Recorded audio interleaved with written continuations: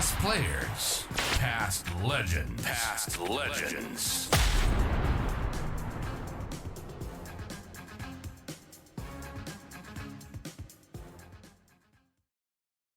To have a contest for the best banner.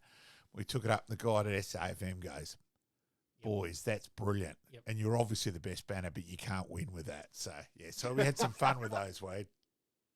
Well, there's some good banners over the history, and I remember one that regarded myself with Mercantile Health Insurance or something, Right. and they had it at Footy Park on the Southern Grandstand. It was upside down, and it said, "Hey, you the bloke you're standing lead. I hope you've got your insurance." So That's right. Yeah, I do remember that now. Yeah. purposely had it upside down so the bloke lying on the ground could read it. Yeah, yeah. Oh, no way. It was pretty funny. And it's funny how things go, but, nowadays players get pretty well remunerated for little bits they do in the media or appearances and stuff like that. That sign was up there, I think, for a month, and I got a bottle of whiskey out of it. How's that? Well, better than nothing, I suppose. But, yeah. Better than nothing. It went down all right, but, yeah, would have been worth a fortune nowadays. Of course, though, at least you did have a very good end of the 93 where Woodville West Torrens, I admit as a Nord supporter, we may have been in the bar by about the 7-minute mark of the first quarter where the game was 7-minute mark. I was about 5-minute mark.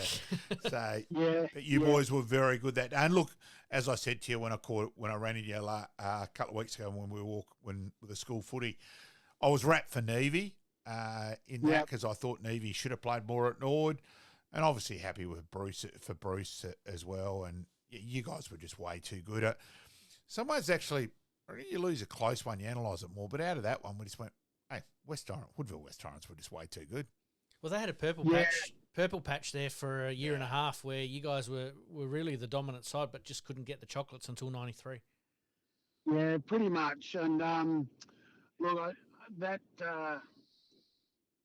day was it was a great day. There's no doubt about that. When you win flags, it's a great day and forever in your memory bank. And I struggled early. It took me to the 11th minute of the first quarter to get my first touch. And I wish it had taken the bloody rest of you that long. Yeah, because after that it was pretty easy. Yeah.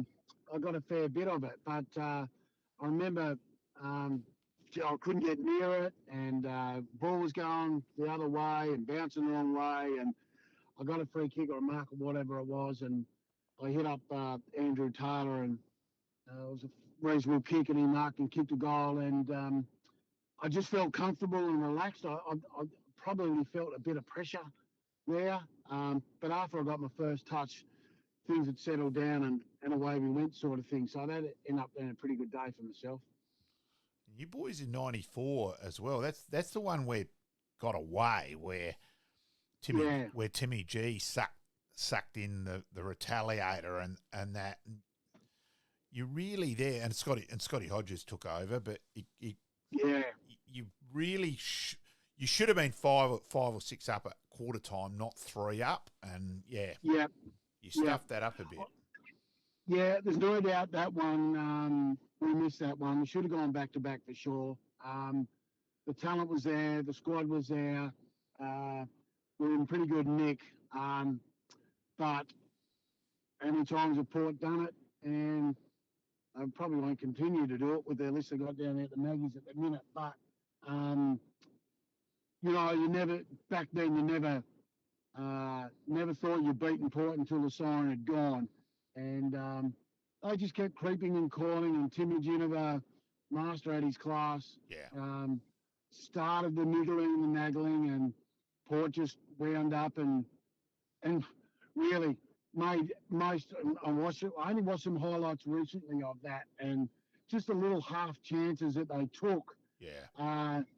Goals are just getting him back, and then big Scotty up front just leading out and taking some incredible marks, and we know how good a kick he was, so if he got it in his hands, he was going to make you pay. So definitely that was the one that got away. But you look at that 93 flag side, and often I look at that premiership photo, and see the amount of blokes there that had gone on or had played VFL, AFL footy was astonishing, you know. A lot of blokes, 15 or 16 blokes end up playing AFL footy out of that team. And of course, it's a late Jamie Tate too as well, and Yeah, Lawrence Shackey involved there. So there's some tragedy there is involved as well, Weed. Yeah. So, Oh, absolutely. And this year we had our 30-year reunion. Yeah. It's hard to believe, 30 years ago. They had a tremendous tribute to Lawrence Shackey and Jamie Tate that day. Yeah. It was really great to see. I think there was only obviously two blokes that could never go, and a couple of blokes that would now work overseas that couldn't be there, but the rest of the squad was there, and the club did a great job of recognising those two players. Yeah. Yeah, I think Christine Williams, the couples drove the bus there, and full credit to Christine and David Kuisner and the way that was done. I've heard only glowing stuff back from a few of the other guys as well, just how well that was done that day, Weed. Oh, it was perfect. Yeah, perfect. And I think looking around the room, I reckon there might have been a couple of tears in a couple of blokes' eyes as well. Yeah. Yeah. So there should have been. Oh, 100%. Yep. So 4 was the one that sort of got away. What happened in 95 and 96? You were sort of in and out with the Crows and Woodville West Torrens? Yeah, pretty much. I only pretty much played 4 or 5 games in 95, 96. I could see the writing was on the wall a little bit for myself. Robert Shaw was there. I wasn't getting a real good look in, even though I was promised a bit of a look in. I wasn't getting a look in, which made it sort of difficult a little bit to have some motivation. I felt it tough in those last 2 years. And at the Eagles as well, I think when you're not in the right frame of mind either coming back, it's always difficult to play good footy. But that's footy, and it's all how you adapt to it. Few of us didn't adapt to it real well. I think 95 and 96 were pretty tough years for my footy anyway. Yeah, I agree. I probably wasn't. Robert Shaw's communication skills weren't great. There was probably a bit of fault on both sides there. Yeah, I think so. I can actually see why the club would appoint Robert, or at least engage in some conversation with him about coaching what we needed to do, just to bring that bit of grittiness back into the team. I think he was very good at Glenelg, and maybe in that role he was very good, but maybe not the master. But he was also pretty reasonable at Fitzroy with what he had. He was able to get them to do some stuff that they probably weren't capable of. But I don't think that Robert perhaps used both the skill sets to advantage. I think he wanted us to be more gritty than the way we used to be playing footy, with skill, quick movement, quick bit of flair. Yep. And those sort of things. I think that's our trademark, always has been our trademark, was our trademark. And I think maybe Shuri took that away from us a little bit and made us play a little bit more gritty. I think he may have influenced Mark Rashudo the wrong way a little bit as well, instead of, trying to be the battering ram, the battering ram instead of his skill level as well. So I think he probably should have stuck with what we were good at, but also and maybe add that little bit more mongrel into us. Do you find that that's a little bit where the Crows are at the moment? They've lost that little bit of flair. They've tried to go a bit too much the wrong way.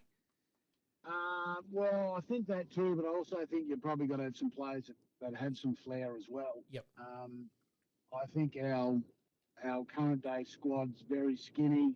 I think it's an average list. I really do. It lacks depth. Yeah. I agree 100%. I think it's very, very skinny in a lot of areas. Look, I think this year was a year backwards for us. I think we're still got a long way to go. I know it's a business, but in normal business, I think people would be accountable and they lose their jobs. I can't see anyone copping it in the neck down there for another pretty dismal year. Oh, look, Weed, for mine, Adelaide Football Club worship mediocrity. Nothing against Lockie Murphy and Rob O'Brien as blokes. I respect both of them enormously, and they both try hard, but realistically, they've both played over 100 games, which is extraordinary. Yeah. It's just ridiculous. List cloggers. Oh, yeah. Anyway, we'll move back onto you, Weed. We'll keep going with you, mate. Now, I think you're right. But anyway, yes. Moving back, Weed, when your AFL career finished up, let's be honest, coaching, you have been the everywhere man, mate. Go through some of that because, geez, we could talk about your coaching career for another couple of hours if we went through every club. Well, before we do that, what was your exit from Adelaide like? Yeah, true. You know, obviously Robert Shaw's taken over. You sort of saw the writing on the wall. How did that all eventuate? How did that get brought to you, so to speak?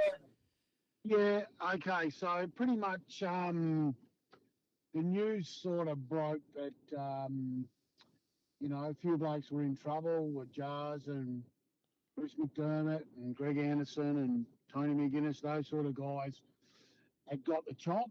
And then it was a matter of who else was next on the list. So I got a call from John Reid. Can you come in and have a meeting? Yep, no worries. This is either going to go one way or the other. Yep. Went in there. He said, look, we've spoken to Blighty. He hasn't got you in his plans. We're not going to renew your contract. And I've gone, well, okay, no drama at all. That's it, pretty much. 2-3 minute conversation and went and cleaned out my locker, basically. And that was it. Career over. And I reckon that's right, though, Weed. There's no point trying to argue your spot. The decision's been made. Exactly that. Yeah, you're never going to do it. And like I said previously, I found those last couple of years pretty tough. I lacked a bit of motivation for it. I didn't feel that if this what AFL was, I didn't really like it too much. I felt I was doing a lot for no reward. I was still playing reasonable footy at the Eagles, but wasn't getting a look in, and all those sorts of things. So it didn't come as a shock. I would have loved to have stayed another year or two, but that wasn't the case. And then after that, it was a matter of fielding offers all around the place. I felt a little bit let down by the Eagles with the offer that they put to me, particularly was going to be going back full-time for as well and not like in a part-time role. Yep. I was going to be a full-time player. I thought I was a little bit maybe let down a little bit with their offer, particularly when you got quite a few other offers from around the country. Yeah. And Tassie, Devonport was my first stop. And their offer down there, what they were going to do for me was too good to refuse, really. Could have gone to Mildura. That was a fair and reasonable offer up there too, but Tassie had some particular interest down there with statewide footy. Went down there and had 2 great years down there. Unfortunately, lost 2 prelim finals. You did win the William Leach medal, though, Wade. Yeah, I did happen to win that medal. Had a couple of years playing state footy down there and representing Tassie with that big Tassie map fronted green jumper. Was, and I played for ACT and I played for the amateurs in South Australia. I played for the Riverina. But nothing compares to playing for Tassie. They really bled for that jumper and meant everything to them. I remember a bloke called Errol Bourne that played for Burnie, good little rover, forward pocket specialist. He got us all in the group one day and he said, I really don't care where you come from or what club you play for, but when you pull this jumper on, you play for us. And I think that resonated with everyone. And after that moment, and the 2 years that I played state footy for them, we beat Victoria at North Hobart. Yeah, and that would have been also huge, Western Wade. Australia. Huge. Yep, absolutely huge. We would have beaten Western Australia by more, except John Dorotich kicked about 7 or 8 to keep Western Australia in the game. But playing against Simon Atkins down at North Hobart Oval and having a pretty good day on him. There were a couple of special moments, a couple of special games I played for representing Tassie down there. And Devonport, it was great. It was great. It was statewide footy. You know, Troy Clark was unfortunately not with us anymore. He was playing with Sandy Bowie. We had a star-studded lineup down there in those rep games, and it was really a privilege to play in those games. Had 2 years down there, and then went to Wagga for 3 years and won a flag up there, and come back to Kilburn under Roger Delaney. Yes, the Mound Men, the infamous Mound Men, Wade. The infamous Mound Men, although good to have on your side, Yes, I reckon. yes. Good to have on your side. A bit like the Gowans boys. If you're playing against them, you didn't like them too much. But the crowd at Elizabeth loved them. Yes. But Kilburn was great for the year, and then Jars had left Gazer, and I got a phone call from them, and got the job there, and was lucky enough to win the 2003 flag there in their centenary year too. In centenary year, yeah, it was quite a good year. A lot of work was put into it. We managed that pretty well. And look, you always aim to play finals and win a flag in your centenary year. We were lucky enough to get a couple of blokes into that side. Willie Sansbury come back to the club. I joined the club. I got a bloke from Tassie and Paul Brosnan to come over. Played in the guts of left footer as well. Yes, he was a good player. He was a good player, and the rest were pretty much local Gazer boys. And look, it gelled well. And having Jars for I think 7 or 8 games, played him when we needed to. Just his experience up forward was instrumental for us. You know, he was able to capitalise on a lot. And even then, even Jars was a little bit older. He still commanded respect up front, and let him go and he'll do you damage. So we had the opposition think about him a lot. So, but it was a good year there before going to West Adelaide for 4 years. Yeah. Unfortunately, regret that decision for the rest of my life. Should have stayed at Gazer, but went there with Rennie, and that was a pretty tough 4 years. Just not enough resources and etc. at West Adelaide. Yeah, you're different club, West Adelaide. Yeah, different club. I've been to a few, as you say, but I know we're probably the different one, and I think that's they sacked Foss Williams. Different sort of place. They eat their own there, but leaving there and going to Foz Camden, had great 5 years there. Unfortunately, lost a grand final at Eastern Park. We missed one there, perhaps. Then after that, going to Broadview for 4 years. Little success, not a lot, and then finishing up at Walkerville for 3 years there. So, I've had a bit of a crack around it, but I guess the other thing is with that is that you don't get to coach a lot of clubs if you don't get asked. Yeah, so fair point. While I'm mucking around, while I mucked around with the Liz Taylor line and all that, it's not like you weren't at clubs there for a while. It wasn't 1 year and then next too. There's a bit of difference. Yeah. Yeah, I think so. I think blokes can jump from club to club, but I was good enough to be able to stay at clubs for a reasonable period of time. Yeah. Yep. Should have had the Leyland Brothers music going in the background here at the moment, because you have been everywhere, man, and some pretty cold places as well.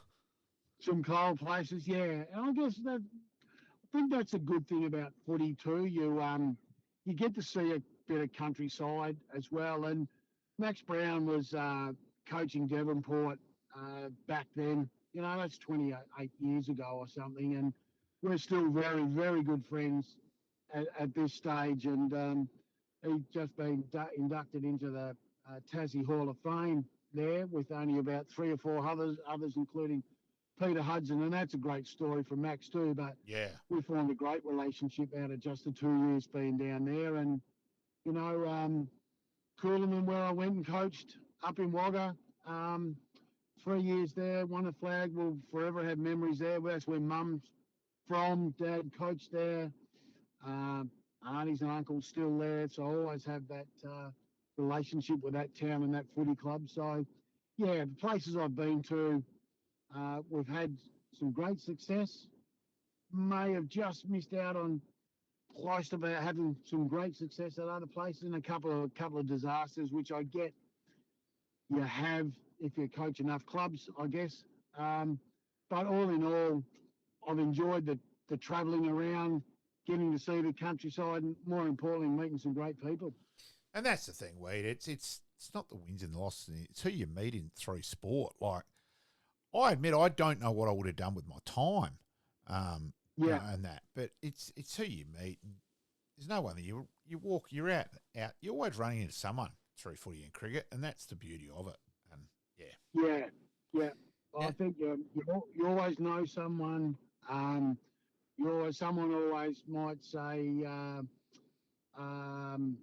I'm over here from Wagga. I said, a bloke from here coached up in Wagga, Wayne Weidemann, blah, blah. And then they remember, or they've heard of you and things like that. So it's funny enough, I was in Borough, the hardware store, a couple of weeks ago, and went in and saw Ian Parkinson in there that owns a shop, and he's talking away. He said, funny enough, I had some Fish Creek people in there the other day, and he gets a lot of travellers through there, and he generally asks where they're from. And he said, where are you people from? He said, we're all the way from Fish Creek. You probably never heard of it. He said, no, I know that where that is. Wayne Weidemann comes into my shop all the time, and he's from Fish Creek. So they had a bit of a chat. So the good thing about playing footy everywhere, someone knows you somewhere.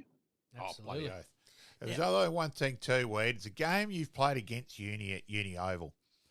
And Siren's gone, and Clinton Rule had played that day in the Div 8 reserves, but he's left his gear on. So the Siren's gone. So he's just walked out and joined in the huddle and just shaking you guys' hands. And you've looked at him, and I reckon you're trying to think, yep, where's he I can't remember that guy out on the ground and all that. And we were just, we were always killing it. Typical Uni, we're just laughing away and all that. But you probably won't remember that one. But geez, the bewildered look on your face was priceless. I can tell you that. I do half remember that, because I've gone, either you didn't touch it or you didn't get on the field, because it didn't look like you had any influence in the game at all. It's a pretty clever move, but that's the Uni humour, as you say.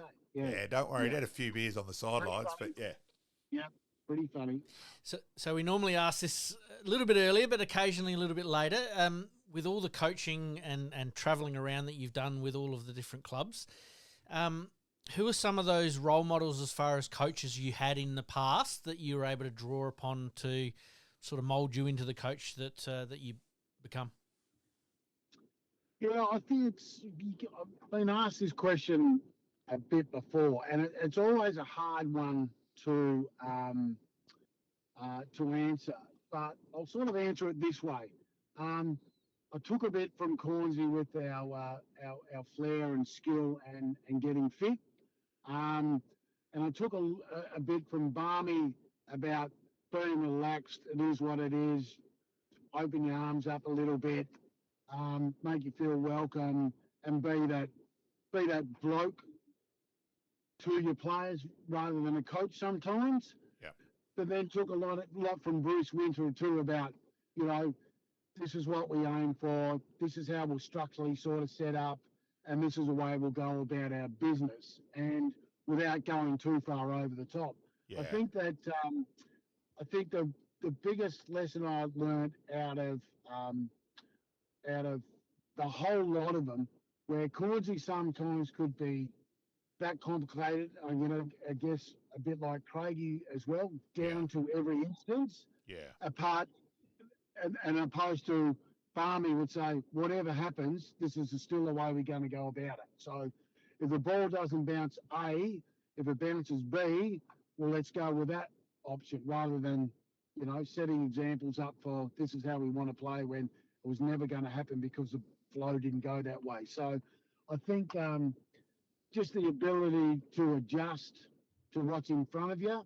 And look, I coached for 24 years or something, and footy was different from the first time I coached to the last game at Walkerville, Yeah. Personalities change, phones come in, the modern day footballer opposed to the old day footballer. Structurally wise, people used to bring up terminology from radio, TV, commentators. They'd hear the speak from AFL coaches. So you always had to, I guess, be a foot in front of the game a little bit as a coach. And because I think that's what the modern day footballer likes. He likes information and something new each week. Yeah. Now, where you're now living up at Clare, and life's taken a bit of a change recently. You're back into the nappy side of things, etc. Wade. Oh, here we go. I am, mate. Yes, I've done it again. I had a little 24-year hiatus, and then decided to have a couple more. Something that wasn't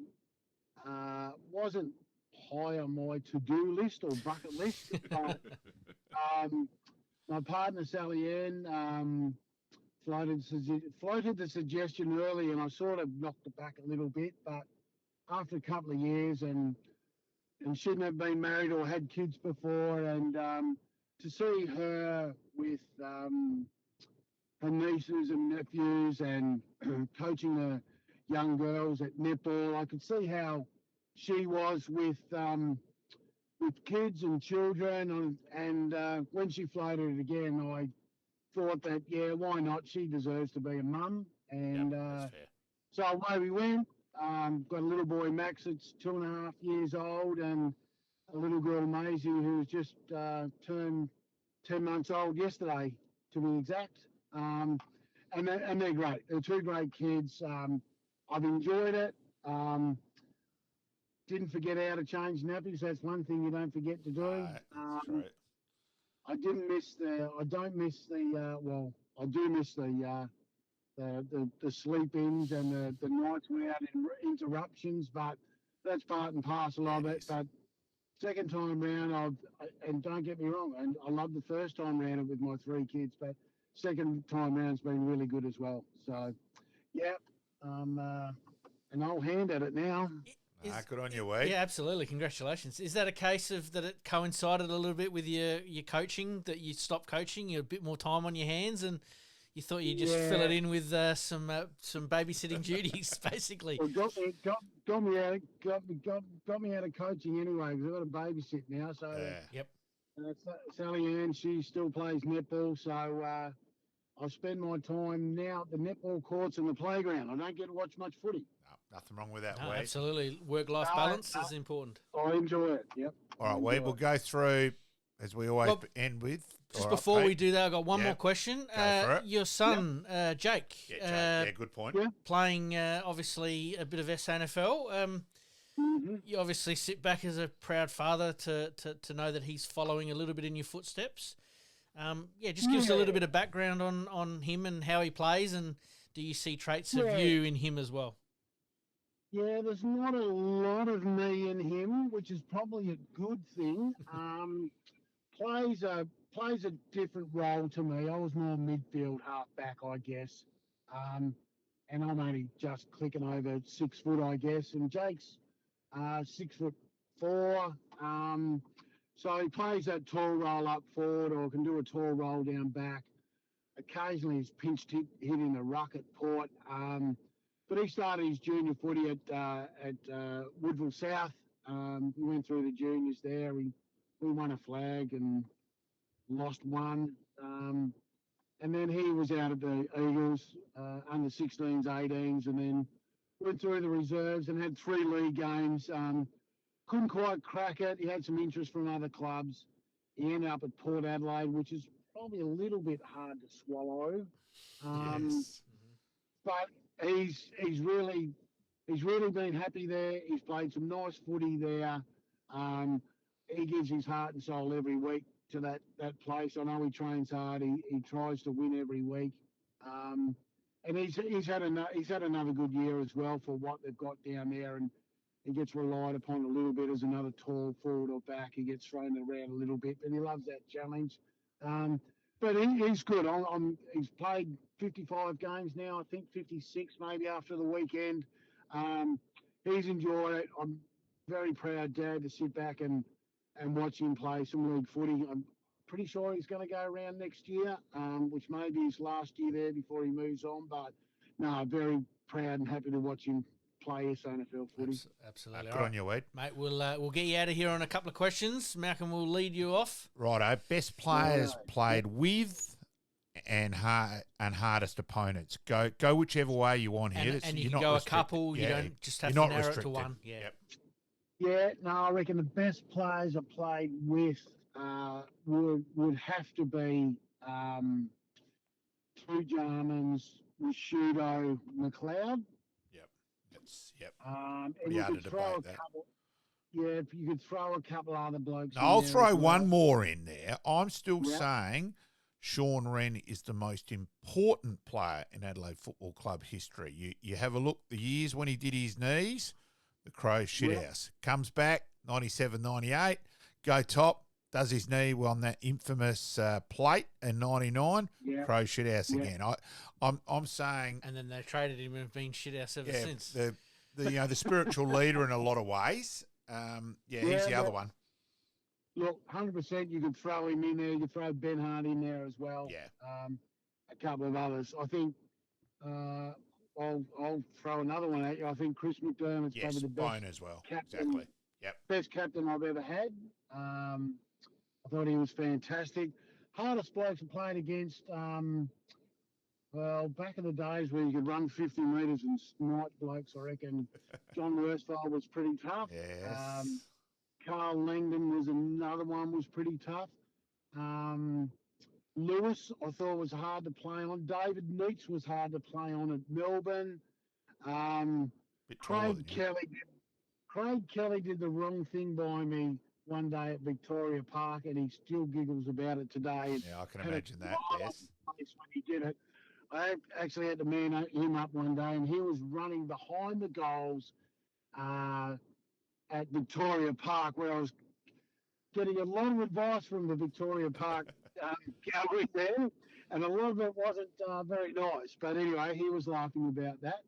Paul Hudson was another one I found it difficult to play on because he would lead you with crafty, and he'd sneak out the back and get you.